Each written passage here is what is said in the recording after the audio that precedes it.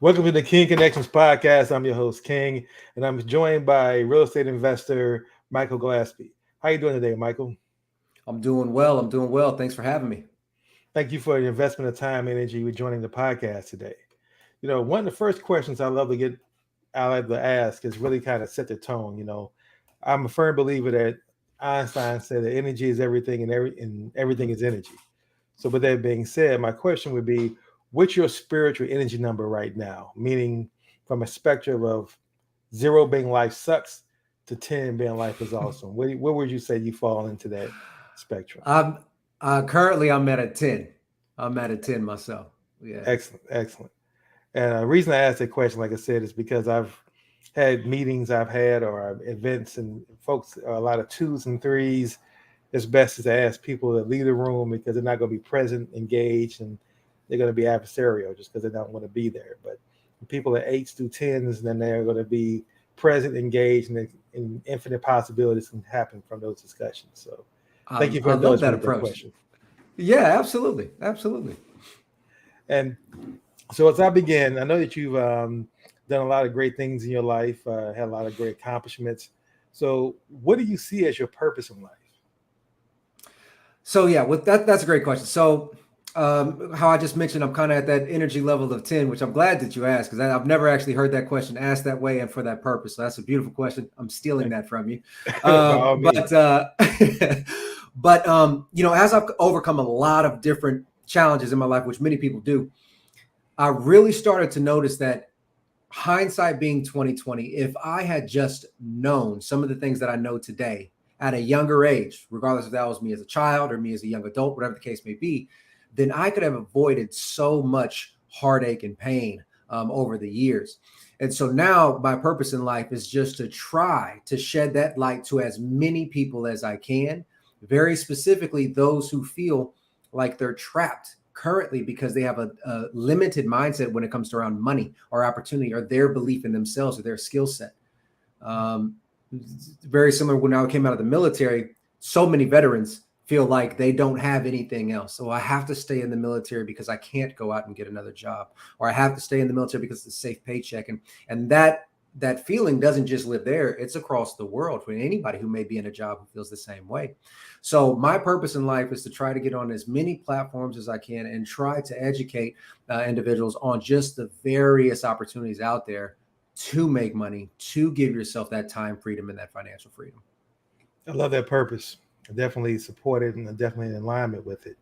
And along the next lines, the next question is going to kind of feed off that question because to me, for a person to have that kind of a purpose, you have to be what I define as a conscious leader.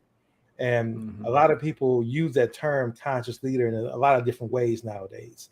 So I'm always curious to know how a person who lives that life defines a conscious leader as themselves or defines a conscious leader themselves. How would you define a conscious leader? So I'll share with you a story. I just got back from a training program with another colleague of mine. We were in the military and we spent about 3 months out there. But during that time, the friend of mine just had a baby boy, brand new baby boy. He missed the birth because he was at the training program. All he wanted to do was come back and just see his child, spend some time with his family. As soon as we get back, because he performed so well at the course that he was actually ranked number 1 or number 2 in the class, the leadership at the time awarded him by giving him another school slot or another training program only 2 weeks away.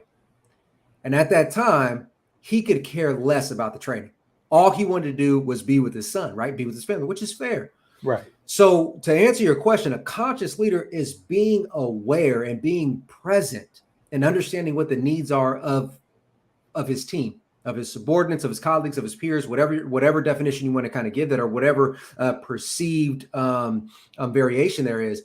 But a conscious leader is somebody who is aware, who is listening and finding mutual win-win situations so that they're continuously happy and everybody's working towards a collective goal. I love that story because you're absolutely right. It's actually being empathetic and aware of what your direct report to your team is dealing with. And for you to use that as an example, the reward wasn't in the team leader's mind was additional training, but not being aware of what his needs and his interests are. is definitely something that a conscious leader would be. So thank you for sharing that. And again, and reading your bio and doing my research on you, I realized again, like there's a lot of things you've achieved, a lot of things you accomplished in your life, a lot of successes. So I'm curious to know, what are you most grateful for of all those successes and achievements? Ever since I was a child, I was somewhat of a loner. Came up in a single family or a single mother household. She made very little money, under 30,000 a year, trying to support 2 kids. So I had to fend for myself from an early age. So as I grew up through life, everything from earning my own scholarship to school, trying to join the military, being the first out of my family, graduating college, being the first from my family, and everything else, it almost felt like I was taking this journey alone. And it was like a chip on my shoulder. It wasn't until recently, until my early 30s, where I finally realized that I don't have to be alone. I don't have to be. That was a choice that I made. And by allowing myself to open up and actually accept the love from everybody around me that truly supports me, from my family and my friends, and being able to see that there are people out there who aren't in it just for the accolades, for the money or whatever. There's people in everyone's life that has a genuine interest in them and a genuine support. And that's what I am most grateful for, is being able to identify that I really do have a network of love and support around me. And it only took me, 3 decades for me to figure it out. But that's what I'm most grateful for. Some people still haven't figured it out. They could be in their 50s. So, yeah, that's definitely important. Definitely great that you have figured it out, because once you tap into that energy of love around you, it's something great. That could be something that can really push you to do great things in life, which is another precursor for my next question. Because I'm curious, as a fellow real estate investor, developer, I'm always curious to know what inspired an individual to get started in real estate investing. Yeah, it was kind of like an accident. I kind of stumbled upon it. So I was in the military at the time. I was consistently deploying. And then eventually, after a few pretty rough deployments, I decided, hey, the military just isn't for me as far as the long term goes. I can't do the 20-year that a lot of people recommend. So I was like, okay, well, in order for me to get out of the military, I have to replace that income, right? So the same journey I mentioned earlier with many veteran members and our service members and many other people feeling stuck in their job, I felt the same exact way. So I started looking into different things. I went into Amway, multi-level marketing. I went into, all kinds of stuff, knife sales, all this different stuff. And I went to a seminar, just like a meetup. It was like a 2-day seminar. It was free at the time. It was all about real estate investing. And I heard somebody say that there was this thing called house hacking, where you live in the home under your mortgage or whatever, but you start to rent out the rooms to some of your friends or your family to help kind of mitigate that mortgage payment. Well, I was actually doing that. So I bought my first property and I was a single soldier. So I was just renting out the other rooms. So at the time I was like, hold on, you mean to tell me that I'm a real estate investor? Instant change, right? Instant change. I went to Goodwill, got 3 new suits, changed my LinkedIn profile. I said, I'm a real estate investor. But as soon as I understood that, real estate was more about using the vehicle as an investment or as an asset, that's when the light bulb really triggered for me. And then I just kind of went all in and really started to experiment with all the different ways that you can invest in real estate. And, I'm still in it. So excellent. Now, I'm curious to know, you took it to the next step and decided to form your own company. So I'm curious to know, why did you decide to form your own real estate brokerage? Yeah. So when I first started out as just investing, what I quickly realized is that the person who can provide more solutions is going to win in the long run. And I realized that some of these people, when I say these people, I'm talking about my relative competition in the area, were winning out deals that I was actively trying to negotiate for. And I always thought it, being naive at the time, that they were just offering more money, but it wasn't the case. They were offering like, hey, look, we'll make it hassle free. We'll do this on the back end. We'll do this. And what I realized is some of these people had licenses. So, hey, if the property's in good condition and I can't, for whatever reason, get it at a low enough price to treat it as a traditional investment, well, if I'm licensed, I can now just put it on the open market. So I started to get my license, and I actually partnered up with one of the best realtors in the area at the time. She was a complete rock star. She still is. But we decided to come together and create a team, right? She had the agency, our brokerage experience. I had the investment experience. And then we started to form a team. Now, in my initial thoughts, that I was just going to use some of that additional income to create more capital to put into more real estate properties or real estate investments of my own. But it just started to grow and grow and grow. And before you know it, it became much more of a community of like-minded individuals where we can now coach and educate and guide more agents and investors to build their own portfolios and change their lifestyle. And it just continued to grow from there. And then before you know it, we become a little bit more established. And now our team is a little over 97 agents across eight different states. Wow. That's a very impressive story. And I definitely see the value. When I got in real estate myself, I became an investor first. I only got my license because I want to have access to MRIS. But when I was an agent, I saw a tremendous opportunity for why not create a brokerage that actually focus on real estate investing. Train the agents to be real estate investors so they really become problem solvers and not just see everything either as a listing or a sale. Or a buyer agent, but really understand, because as you know, investors have to think through a lot of different scenarios as a way of coming up with solutions for that. So I definitely applaud you on that move and to your success and what you've been able to build. And so here's my question I love to ask investors, because, we all go through this as new investors, and that is the, first couple of property blues where you don't really know what you're doing, but you high off energy and excitement. And I'm just curious to know, what were some of the biggest challenges you faced on your first purchase in your investment property? Absolutely. So the first property I ever owned was just a traditional home loan where I just rented out the rooms. So it was so easy, right? Because I had the W-2 job from the military, and I had plenty of guys who already wanted to not stay in the barracks. They'd want to come and live with me anyway. So when I say easy, I had a realtor. It was the traditional home buying process. And I was so naive at the time that I thought that was real estate investing, right? So I was like, oh, I've got it. So immediately following that, when I realized that I was a real, quote unquote investor at the time, I started to try to wholesale.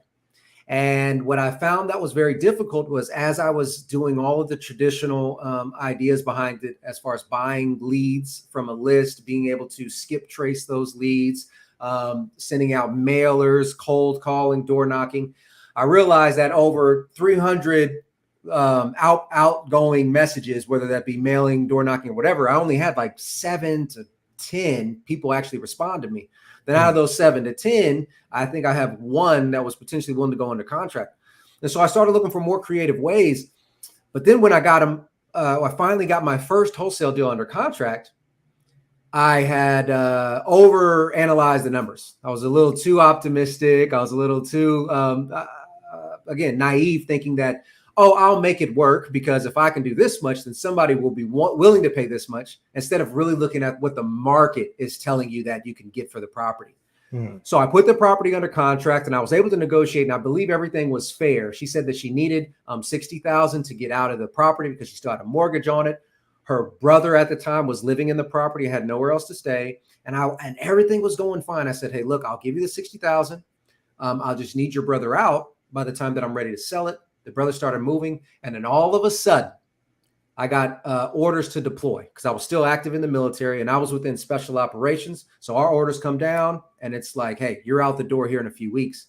So I got orders to deploy, and I was just in the middle of this deal, and I'm like, she's already moving her brother. We have to make this happen. I handed over the contract to another wholesaler at no charge, because my only primary concern was taking care of that client at the time, the landowner. And I left, sent it to him. He said, hey, I got it. No worries. You're in good hands. I left. I came back. I didn't have connection while I was gone. Came back. Come to find out, that wholesaler never called the landlord. The brother ended up leaving the house. It was homeless for a month or so. And the landlord themselves actually foreclosed on the property. Wow. So it was a very, very painful moment and humbling moment, because at that point in time, I truly realized that This isn't a game of numbers. This is not a game. This is people's livelihood. So if you're not taking it with that much conviction and a serious approach, you can potentially be damaging people for who knows how long. So that was one of the biggest lessons I had to learn. And I'm glad that it happened early enough. And I'm still, it's unfortunate that it did happen, but that would be probably the biggest hurdle that I faced, especially in the beginning of those first few properties. Yeah, again, that's another powerful story because I agree with you 100%. Most people don't realize that, real estate investing is focused on making money, but what you're really doing is you're impacting lives either way. Either you're putting people in bad neighborhoods just so you can make a profit, or you're exploiting a person who's ignorant about their home and you're taking it home from them and you're selling it and you're eating the profit from that. That's really, most of the profit is theirs. So unless a person has some form of emotional intelligence and empathy and caring and professionalism about them, they can really take advantage of people. And I see it happen all the time. And that's why real estate investing really has kind of I would say a dark bias around it, that because people get taken advantage of. So I love the fact that when you talk about coming back and what happened when a person who cares about people wasn't involved with the deal, what can go wrong? Now that probably again leads to my next question, which is, what do you enjoy most about real estate investing? That's a good question. The thing that I enjoy most is the ability to be creative. A lot of times when we get put into traditional jobs or roles, it's very straightforward. This is your checklist. These are your boundaries. You stay right here. You do this. You type in whatever you got to type in, and then you clock out. But in real estate, it can be as creative as you want it to be. So for example, I challenge the audience to say, hey, look, a scenario would be you have no money in your pocket, or maybe you got $1,000 in your pocket. The seller has a beautiful home, but they can't sell it because there's not enough equity. They don't want to be a landlord, right? They don't want that headache, and they're moving. So they want to buy another house. They need to find a way to kind of get rid of this. What are your options, right? What are your options? The beautiful thing is right now you can think of maybe a loan assumption, right? So now all you have to do is pay the 1% fee for the loan assumption. You could take over the loan completely. Or you could do something called a subject to, where the mortgage may stay in the seller's name, but the property is deeded over to you. And now it's like, okay, hold on. Now there's so many more things. What if I did a loan assumption and then I seller financed the rest of the equity, right? And I mean, I'm just spitballing different ideas, but the whole point is whatever you can dream of in your mind, whatever you can possibly think of, there is a way to do it in real estate. And somebody has done it before. So that's probably what I enjoy most about it, is just it's never ending. Absolutely. And as you say, it reminds me of a story or a time when I was negotiating a deal and the person they wanted $10,000 down to take control of the property, and further questioning and having a discussion with them, I realized that they really didn't need cash. They really needed a car, and they needed cash to buy the car. And I had an extra car, so I was able to trade my car for the down payment instead of cash. So to your point, that's what I love about real estate as well. If you can talk directly to the owner, anything's possible negotiable, and you can find that win-win solution that you both walk away feeling as though you're both happy with that solution. So again, I share with you that enjoyment about real estate as well. Now, I'm curious to know, you were in special ops, former Green Beret. I know that's a very specific type of training, discipline, commitment, things of that nature. And I'm curious to know, did any of that training help prepare you for being a successful real estate investor? Absolutely. A common misconception is that because you're a Green Beret or you're in special operations, you automatically have the best equipment, state-of-the-art material available to you. That's not really the case. Now, there are some units that might have that here and there. Very rarely is that the case, though. So for us, we had what we had. Now, that could be, maybe some older equipment, but also it's important to kind of understand it for those who don't really know what that Green Beret kind of environment looks like. It's essentially a small group of us. It's 12 of us that we now go over and we're going to train 300, 500, 600 of the local nations military. So it may be the Afghanistan army, maybe a couple of African armies, and maybe a German army, South American army, whatever the case is. But we have to train them on their equipment. So it doesn't matter how nice ours is. We have to look at their equipment. We have to be able to pick up their equipment, utilize it, and train them on there. So what that boils down to is the concept of it's not about how many resources that you have. It's how resourceful you are with what you have. And by being able to kind of take that mindset and apply it to real estate, I don't have to have all the money in the world. I don't have to have all the time in the world. I don't have to have all the experience in the world. I know what I have. How can I be resourceful and fill in those gaps along the way, whether it's through expertise, through attorneys, through contractors, through brokers, through other investors as mentors, so forth and so on. So I'll say that's probably, no, that is the number one thing that the military has provided for me when it comes to real estate. Excellent. Now I kind of want to shift over from more questions about you personally to give my listening audience an opportunity to understand who you are as an individual. Even though some of the answers you gave indications of that, but I want to kind of shift away from the business model, from the business, I should say, and just kind of focus on you. So with that being said, and I know that, being in the military, being a owner of a company, being a real estate investor, you've made tons and tons of decisions in your life. So has there been one decision that you've made that has been the most meaningful and most impactful that you've made in your life that you can think about? Yes. For me, it was the decision to put my ego and pride to the side. As soon as I did that, and many of us have it for various reasons, regardless if that was how we were raised or that's just how we feel or we're really good at a specific category. A lot of times we carry a lot of ego and a lot of pride just by nature. But by me being able to do that, I've been able to truly humble myself enough to say, hey, I need help. All right. And by me saying I need help, yep, that's part of therapy for some of the mental stress I went through. It's also physical therapy, right? Because my body was beat up, but in my mind, I'm like, no, I got it. I got this. I handled it for over a decade. I'm going to keep pushing through it. Being able to get mentors, to get guidance in certain areas of my life. As soon as I was able to put all of that ego and pride aside and say, hey, I need help in these categories of my life, I've been able to increase my performance in all of the categories exponentially. I've been able to then leverage a lot of the things that I'm weak that I may be considered weak at, as far as how do I be accountable for doing the things for the physical therapy? How do I be accountable for doing the things for my mental health? And by bringing in these coaches, supposedly, right? Now they're the ones holding me accountable. Now I've leveraged the accountability. Now there's no excuse. Now there's no excuse for me not to get up and go do what I'm supposed to do, because they're the ones kind of putting it over me. And I have just seen a tremendous change in my mental well-being, my happiness, my relationships, everything across the board. So I would say that's probably the most impactful decision. You talk about coaching, and a lot of people, particularly small business owners, and particularly real estate investors who are just getting into business, don't understand the significance of having a mentor and a coach. Mentor as to give you the advice to help you go out and navigate that road they've been down. And as you say, a coach to help you, hold you accountable. Did you make those 30 phone calls? Did you look at those 100 properties this week?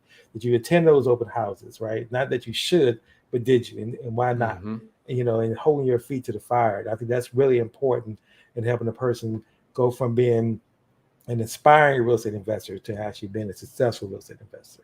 So I'm glad you actually shared those things as well. Now, in my business, I'm a connector to help people, conscious leaders, build out what I call connection each other in tribes and establish straight, meaningful connections that have alignment with other people. And in doing so, I'm very methodical because my system engineering background helps me really think through the process I've defined of how you identify an individual that you want to connect with. So I came up with a series of characteristics, 8 key characteristics I use to determine whether or not I want to connect with a person. And then I had to take a step back when I came up with that list and say, well, do I exhibit that? had to put myself in that check as well. But I'm very intentional, meaningful on that. And I'm just curious to know, someone like yourself who's successful in business, successful in life, do you have characteristics you look for when someone reaches out to you either on LinkedIn or possibly in person and they want to connect with you? Are there certain things you look for before you make a determination, I am going to accept this connection request? Yes. So, and this is something I've kind of, and it's going to forever be changing. I want to preface it with this because definitely in the beginning, anybody who wanted to connect when I was starting, I wanted to connect with everybody because you don't want to miss out on that opportunity, right? You're just like, yeah, sure, yeah. But over time, you realize that not everything is a valuable connection. Right. One of the things that I look for very specifically, and this is just through connections in life nowadays, I look for mutual respect. Mutual respect is going to go a long way because if we truly do respect each other, you're not going to lie to me. You're not going to sham me. You're not going to be dishonest. You're not going to be late to the meetings without communicating. You're not going to do some of those things that underlying we all don't like, right? So mutual respect is the top tier for me when I'm looking for new connections. But when you're talking very specifically from a LinkedIn approach or from a very professional approach, it has to be, for me, it has to be a gap that I am constantly filling or looking to fill. So what I mean by that is, let's say the business is now starting to grow and you're now looking for new team members for your team. So I know that I'm always looking for good talent. So if you potentially work for a staffing agency, well, now we might be able to open up a conversation because you can now help me fill that forever gap that I'm constantly trying to fill. Or if it's a one-stop shop, maybe I need a new website design or a lead capture system with CRM. Great. If you provide that service, then maybe that's a conversation to kind of dive in a little bit deeper. But beyond that, it's really the respect above all, and just understand that in life, everybody is trying to make it. Everybody is wanting to be successful. So it's no need to be disrespectful when somebody is saying, "Hey, would you consider taking a call with me?" You know, you can just reply and say, "No, I'm sorry, I'm not just trying to fill that position right now. Or, that's not a gap I'm concerned with." You know, but I there's no hate either way, right? But I only spend time with those for the gaps I need to fill. Absolutely. Good point. Now, my next question would be still centered around that, because as you know, we have these purposes in our lives that can be of greater significance, but we realize that we can't achieve that by ourselves. We need to have partnerships with other people and form these partnerships with other people. And it's kind of the role I play as a connector is helping my clients really think through who would be great strategic partners for them. Because again, as you say, not every person who wants to be a strategic partner can end up being a valuable strategic partner for you. And you learn through lessons of making mistakes with people, because everybody has great intentions. But when you actually put the feet to the fire and you actually, as you say, go out here and get things going, can they really deliver on their back end at that time? So I'm curious to know, with that context being set, who would be a great strategic partner for you? Yeah, it almost kind of plays off of the last comment there. When I look for strategic partners, I look for somebody who can fill in my weaknesses, right? So if I'm very strong in, let's just say, sales, I don't need another sales partner. I need a strategic partner who potentially can handle the finances, for example, or potentially the member team management, right? Something along those lines. So that's something I'm looking for, is somebody to always fill my weaknesses. In addition to that, though, in order for me to partner with anybody, because I've had some great partners and I've had some not so great partners. Right. And I've learned to make sure that we are all on the same page with the same amount of drive and determination, all working towards the same goal. I'll give a brief example here. I've had some real estate partners where we would come in and we would joint venture on a deal, essentially saying, hey, we both come in, we both share ownership. We're both going to contribute our proportionate amounts. But once we get in there, the roles are outlined very clearly. You know, I handle the books in the book, you handle the property management, so forth and so on. But a lot of times those partners will disappear. So then then it's just me running it and them collecting a paycheck. Right. right? So at that point in time, if your operating agreement isn't lined up, then what do you do next, right? So I make sure that all the partners moving forward, we have the same drive, the same long-term goal. It's not, hey, we're going to buy these properties and now I want to sell it, but I want to keep it for cash flow. No, we all have the same idea. We come together, we have these quarterly meetings because again, they may change, but they have to have the same fire before we can ever partner up. Makes sense. Definitely understand that. Now, again, we started the conversation off. My first question was, what was your spiritual energy number? You mentioned it being a 10. And the two conversations I've had with you, and even this conversation I'm having with you right now, you seem like you're full of energy. You seem very positive.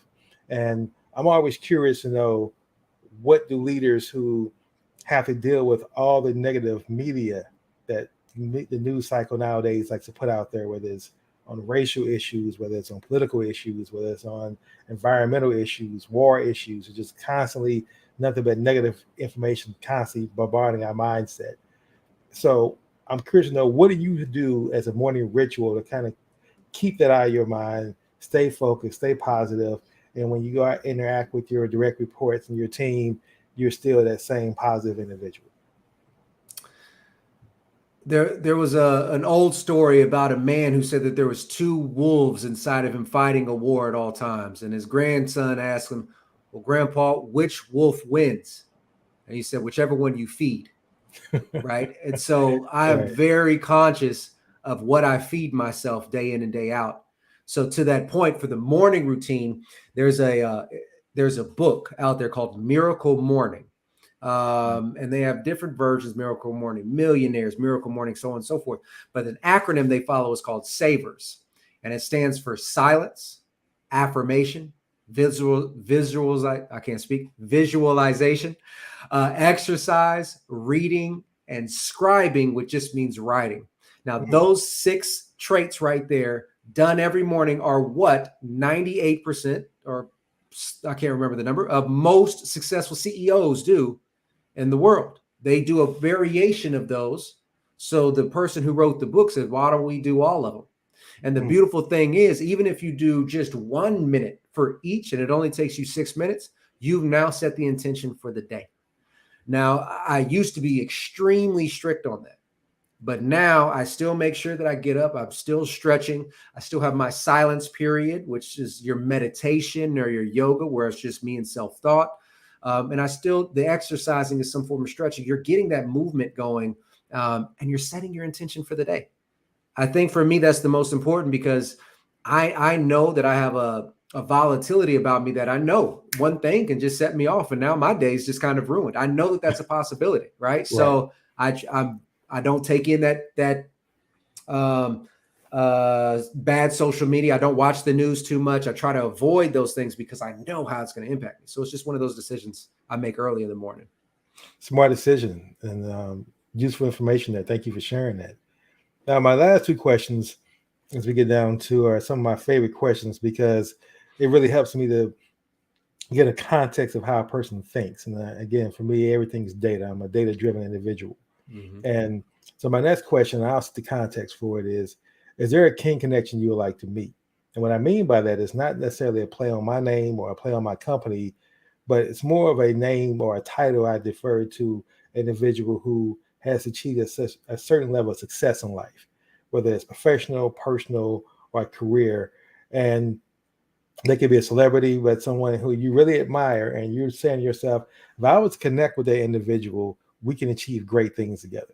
Not coming at them as a fan, where you're here and they're there, but more of a co-creator to say, look, we can do some great things together if we bring both our resources, our value, our collective intelligence.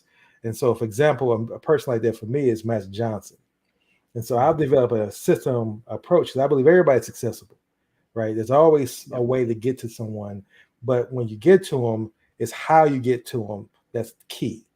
And getting to them in the right way allows that co-creation to happen. So my question for you would be, who would be a great king connection for you to meet? Man, that's a really, really good question. You know, as you were describing it, as somebody who's kind of at a place that I aspire to be at, as when you said that, the first person that kind of came to mind is a gentleman named Jesse Itzler. His wife is Sarah. I think it's Blakely, but she is the founder of Spanx.